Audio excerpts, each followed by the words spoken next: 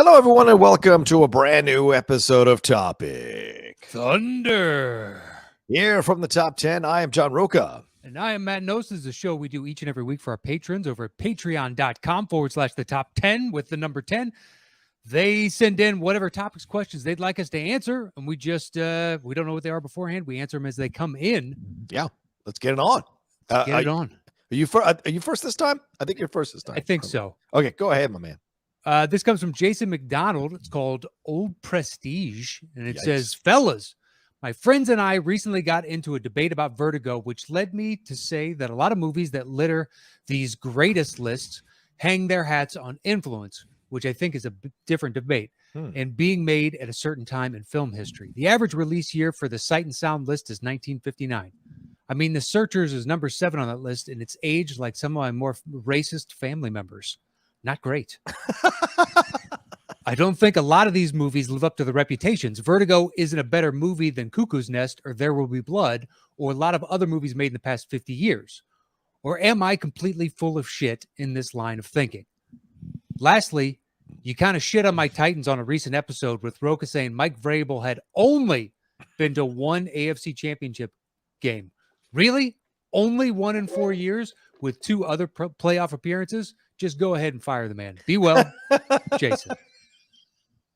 It's a bit dramatic. I didn't say fire Mike Vrabel. I just said I don't know. I just said like they've underperformed as a team, and yes, they got to the final, but no one ever really thought that team was going to win a Super Bowl. Not with Tannehill at the quarterback. It just never really felt threatening, that team. So anyway, just wanted to clarify that. Once you lose your generational talent player for the season with a foot injury, yeah, even when he comes back, it's like it's not the same. No. Derrick Henry is. I tried to explain him to my wife before she ever saw him, and I was like, the guy doesn't make sense on paper. And then you see him, and you're like, listen, you have to understand how big he is right now running. And then she's like, dear God, that dude is. It doesn't make sense. When he's on, it looks like he's a man playing with little boys. Yeah. Because he literally, his arms are so long. It looks like he's, again, like I said, he's a man playing with boys. He has developed physically beyond the people he is playing against. So it looks like he's literally just moving them aside easily as he runs through the line. It's kind of insane when he's really dialed in. It is.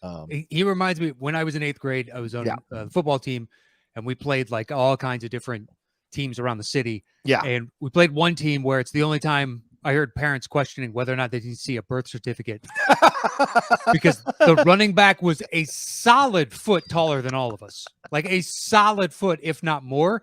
And he was as big as we had a coach who played offensive tackle in college. And, he was just doing this for fun and for shits and giggles. And he was as big as him, not as like thick, but as big as him. And like, hold on, this dude's in the 8th grade? And we didn't stand a chance. We couldn't tackle him. It didn't matter. He just dragged us with him. Yeah. It's like playing basketball now against someone who's like went to Division I basketball. It's like you're so far below that person's abilities when you play them. It's kind of mind-blowing. Yeah. But anyway, so to answer your question, this is an interesting question, Jason, you bring up, because I do think Vertigo, it's tough because those films are the foundational pieces of what influence the films that we get now. So it's really hard to be like, well, is Vertigo better than One Flew Over the Cuckoo's Nest? Which I think it is, actually. But is it better than There Will Be Blood? Well, you might get a different debate from me on that one overall, because it does at times feel a little dated when you watch it, the whole like spinning wheel behind Jimmy Stewart's head and all of that. But that was like what they had to work with at the time. Just like There Will Be Blood will look like Vertigo in 40 years. It's what you had to work with at the time. That's just kind of how it goes. So I understand the desire to kind of be like, well, these films need to get more love. The recents of these films, these are better films. But without those foundational films, a lot of these films that you're enjoying now wouldn't be as revered as they are, because so many of those filmmakers learned how to make films or were influenced by by the foundational films in order to create the films that you love now from the most recent 30 to 40 years. Yeah, you're standing on the shoulder of giants. Yeah. But I understand his point, because there are a lot of movies that are held up as classic, and you go back and watch them, and it pales in comparison to what you're assuming that movie is going to be. Now, Mm-hmm. occasionally there are ones that even exceed your expectations, but I think that's a rarer case. Because you watch a lot of them and you're like, look, the pacing is different, the editing is different, acting Yeah. styles are different, writing is different. So as audiences mature and they've been around the medium for longer, they have certain expectation levels, or you don't have to explain things as much because we're used to the idea of storytelling in this fashion. But I understand. I think his argument has merit in that if we're just going tit for tat, which is a better movie, it's a lot of these classics are going to lose. Another part of this, and I think Jason is taking a personal shot because with the Searchers, because of the Titans situation, which I respect. I get it. You got to take your shots where you can get them, but like the Searchers is number one on pretty much any film critic's list of the greatest westerns ever made. Almost always number one. So it has aged better than your racist family members, because it is a story about a guy who actually is a racist and has to come to terms with the fact that he's a racist, and they're closing the door on him in a metaphorical, symbolic way, that they want to close the door on that kind of mentality in order to move forward and progress as a society. So it still has weight. It still carries resonance, but it does not necessarily make you hate the guy, because his kind of existence is still necessary at times for human beings to survive certain situations. So to me, I think it still carries weight, it carries resonance if you can find the symbolism within these films and appreciate them. Like I was just watching The Big Country, which I've never seen before. That's a 3-hour Western. And it's Gregory Peck essentially versus Charlton Heston for, God, I forget the woman's name, the blonde woman's name, but Gene Simmons is in it as well from Spartacus. And it's such an unusual film with Burl Ives as well. He won a Best Supporting Actor Oscar for it. But it is essentially a Western where a guy is in the middle of two warring factions, and he is trying to not take a side, even though he's marrying the daughter of one of those factions. So in a way, he's trying to play Switzerland in the middle of two warring nations. And it's fascinating to watch in a Western, and that can resonate to today. We all seem to feel like we want that one person to show up, or that one entity to show up that can finally bring what seems to be now, even more so lately over the last few days, the tribalistic approach to politics or issues or life or the running of this country, or the world, rather, any country in the world. You want that person that's going to be able to step in and kind of figure it out and not take sides and find a way to appeal to the better parts of our nature and bring us together. And I think so in a lot of ways, the older movies, the fact that they still stick around is because a lot of things they talk about are still happening now, man. Yeah, and we've shifted culturally too, where if it's going to get a theatrical release, the lead needs to have a cape. So we're not going to get as many of those. Like There Will Be Blood in 50 Years, you brought up earlier, is going to be about a superhero who got too much power and alienated himself, and now he's living alone if the current trajectory manages to stay. It's a good point. It's actually a very good point. So we lose a lot of those films from before. But if you want to tell me like My Fair Lady isn't your cup of tea, I'm gonna join you in that cup of tea. Well, that's like, because you hate musicals. Pick another movie. Not even. It's fine.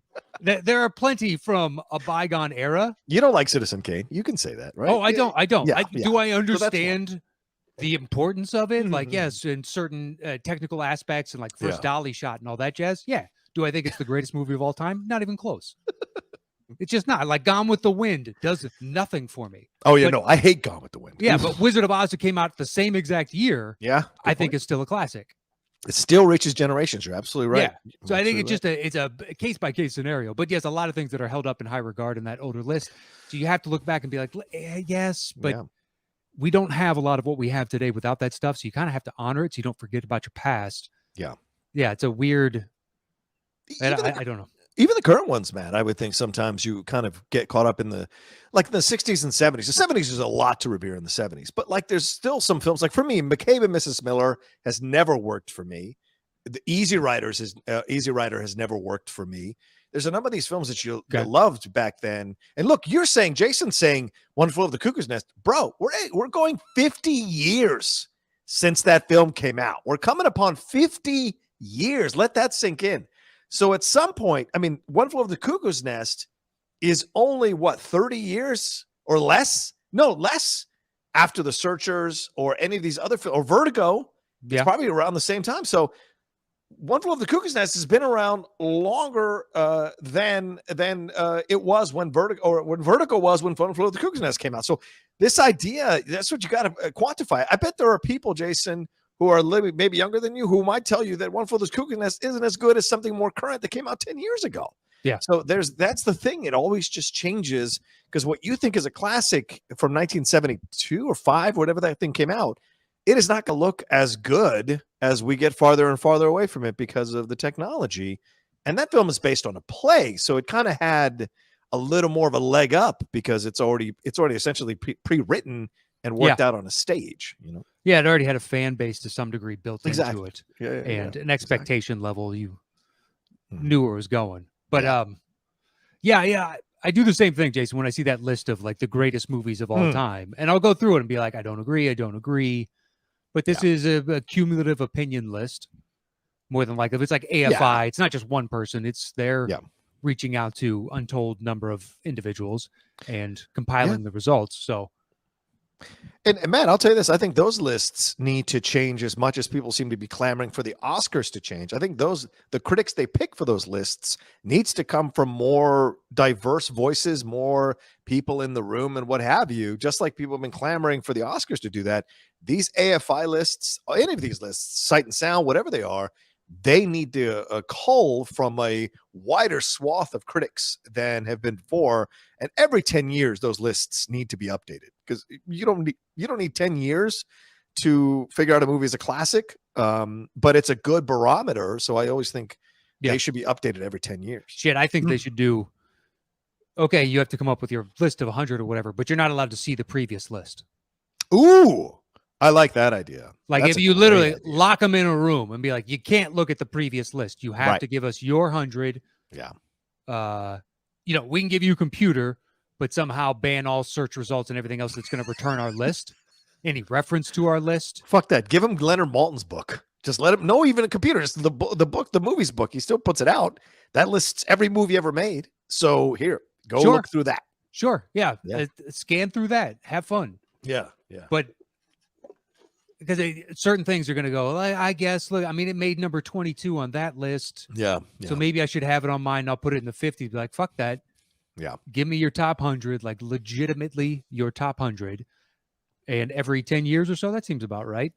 That's part of why I love doing the show we do, man, because it's like it challenges me every week to look at the list of movies and decide for myself what are my top 10, and I don't turn to other lists other than to give me an idea, to remind me of movies I might have forgotten, or to show me films that I need to watch or take a look at to put on the list. But in no way do I take their ranking into consideration for my ranking. And so I like that, I would imagine people listening do exactly what I do, which is when I see a list or whatever, and I disagree with it, and be like, well, this fucking list is stupid.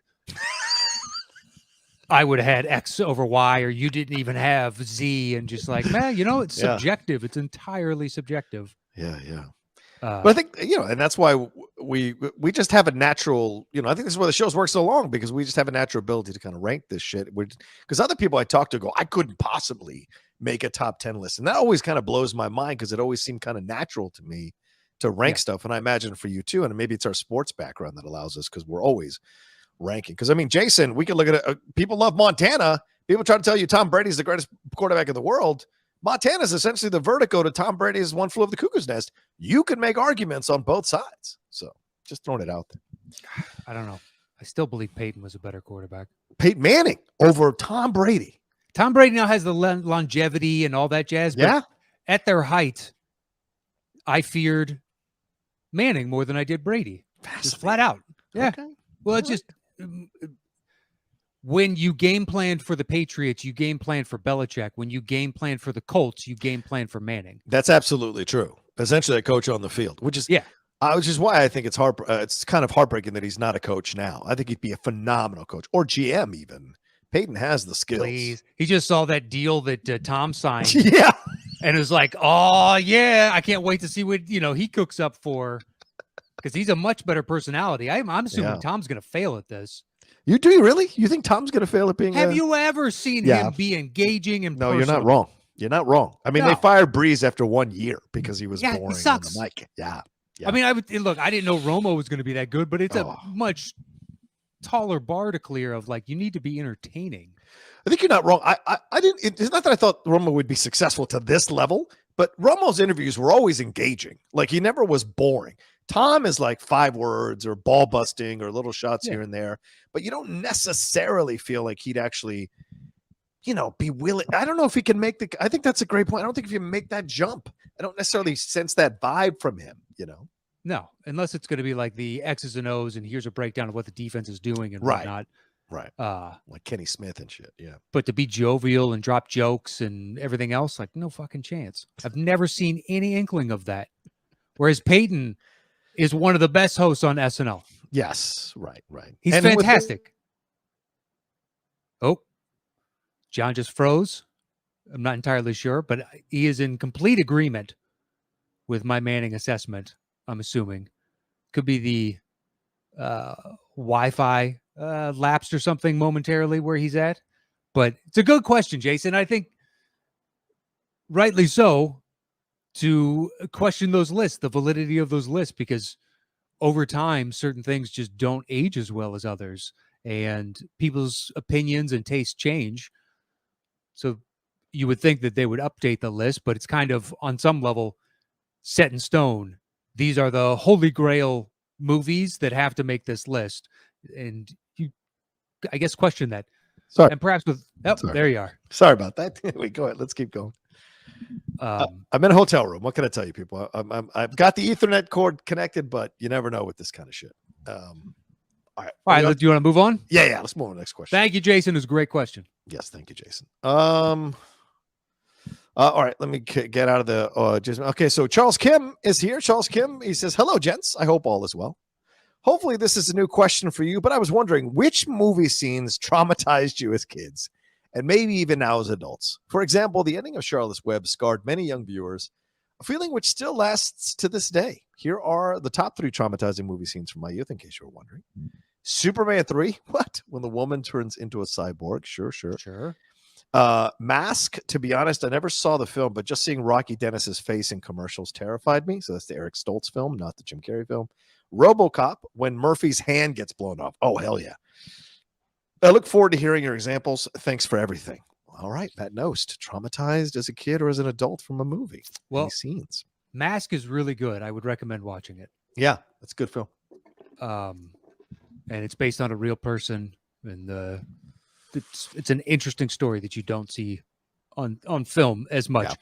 Yeah. Let's see, the first things that came to mind. I hated Parenthood just because it's a movie for adults with their kids in it. My parents took me to it, and I hated every. What traumatized you about Parenthood? I think just the fact that I love Steve Martin so much. Oh, and I was going into it with certain expectations, but traumatized. Let's see, the aliens crawling through the rafters in Aliens. Oh, yeah. I rented that movie and watched it over a buddy's house, and I was scared shitless. Oh, yeah. Like it scared me to no end. That's when Paxton lifts up the great, and they look up there and you see them. They're crawling, on their backs, on the sides of the walls, on the floor of the vent itself. Sure. And because he's like, they're everywhere, man.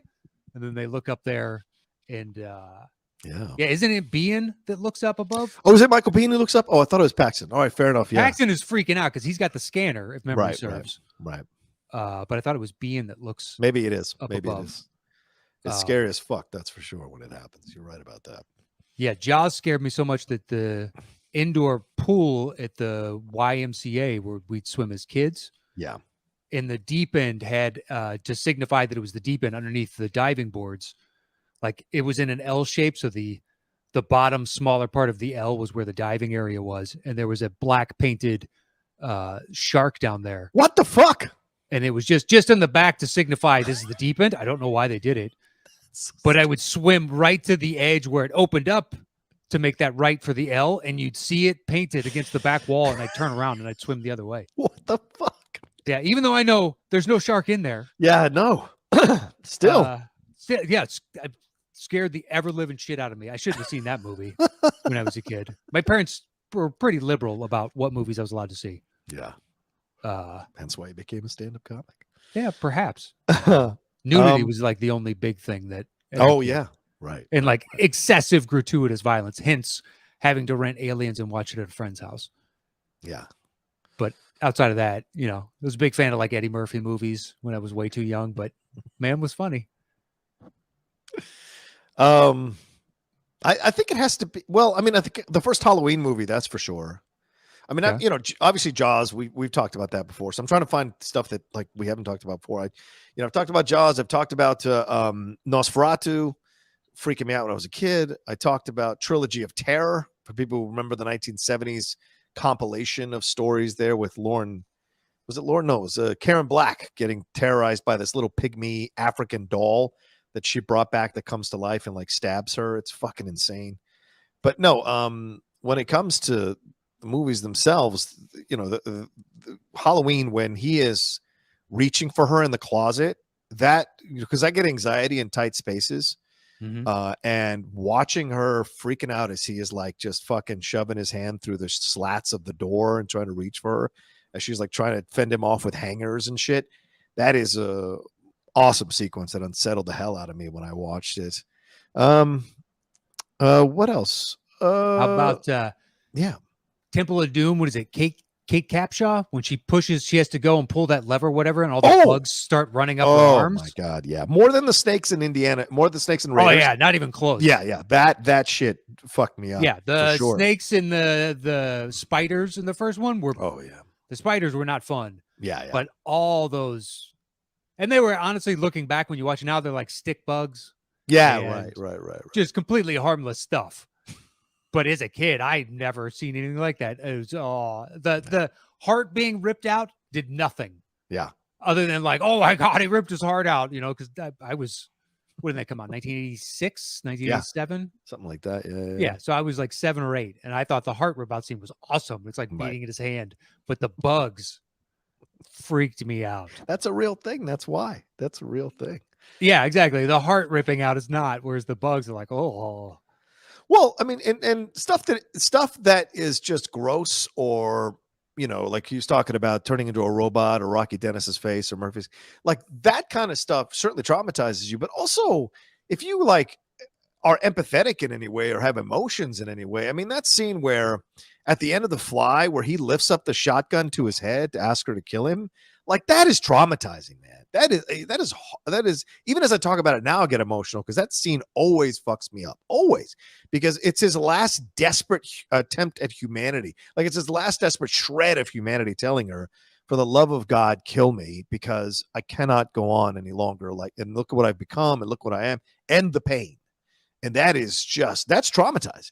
When you're a teenager, of thinking of a situation like that. Because you think about, well, if you were you're paraplegic, or you were in a terrible car accident, or you were in something where, what would be your feelings about it? Would you want to go on? And of course, there's nothing against people who do go on, and God love them for having the courage to go on. But what would you do? What would be your thought processes? And so that kind of stuff just kind of messes with you. Yeah.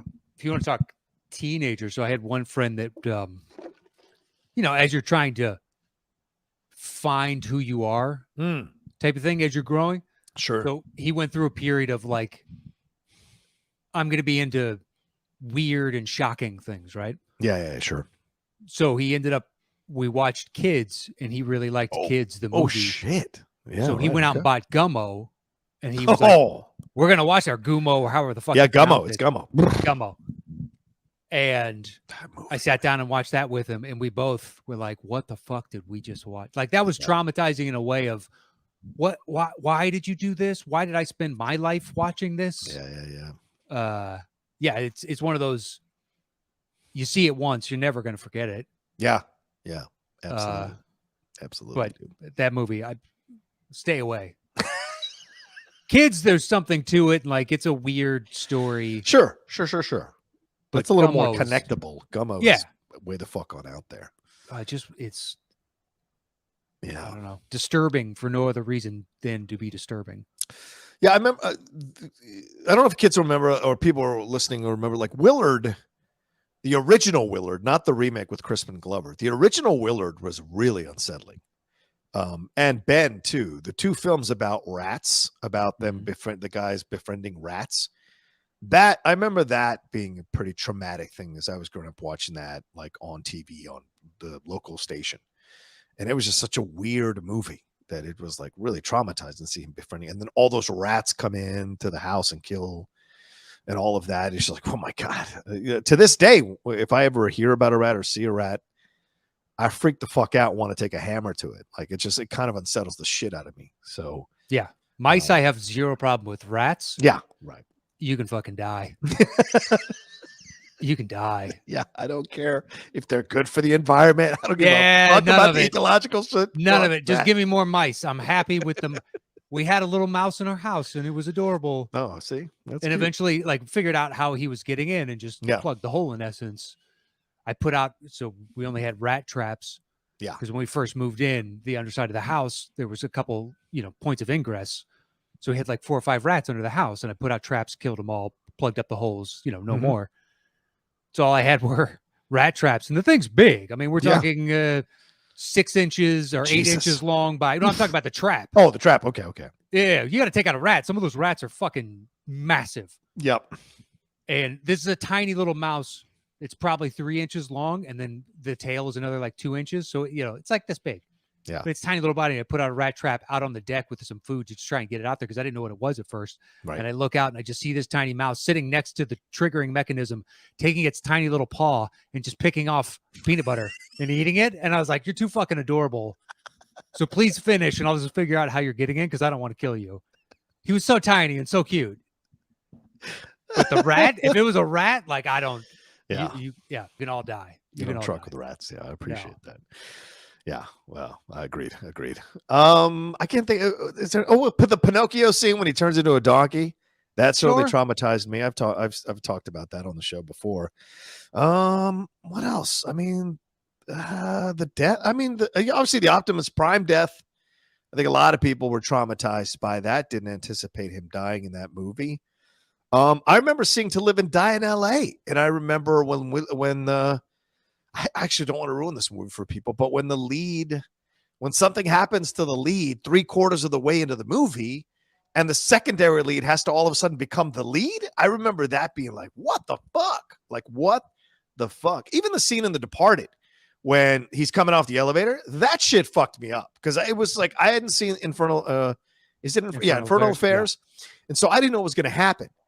And when that happens in such a brutal fashion, out of the blue, that shit fucked me up for a bit, man, watching them, because it's like you're really on that guy's side and all the shit DiCaprio's been through. And then that moment happens and you're like, fuck, yeah. But yeah, hopefully that's enough examples for you, Charles. Great question. Thank you, Charles. Thank you to Charles and Jason and everybody that supports us over at patreon.com/the top 10 with the number 10. So please hit us up over there. You can follow the show at Top 10 Show. And on Instagram and YouTube, it is /the top 10 podcast, all spelled out, or pardon me, with the number 10. Yeah. So please hit us up, and you can follow me anywhere at Matt Nost. And you can follow me at The Roca Says. All right, y'all take care of yourselves. Be well. We'll talk to you next time with another brand new episode of Topic Thunder.